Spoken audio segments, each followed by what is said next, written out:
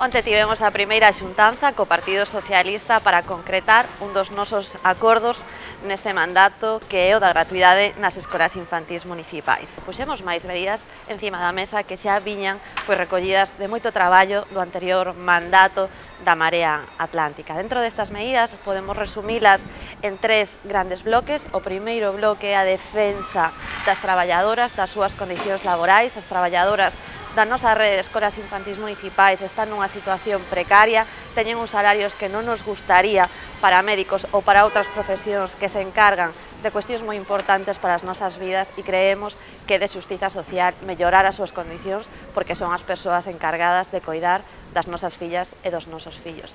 En segundo lugar, apostamos por que sexa un sinal de identidade das nosas escolas infantís municipais a educación en valores. Creemos que se ten que apostar pola igualdade, pola protección do medio ambiente e tamén polo fomento da lingua galega. E, por último, un grande bloque tamén de coordinación pedagóxica da actual rede de escolas infantís municipais.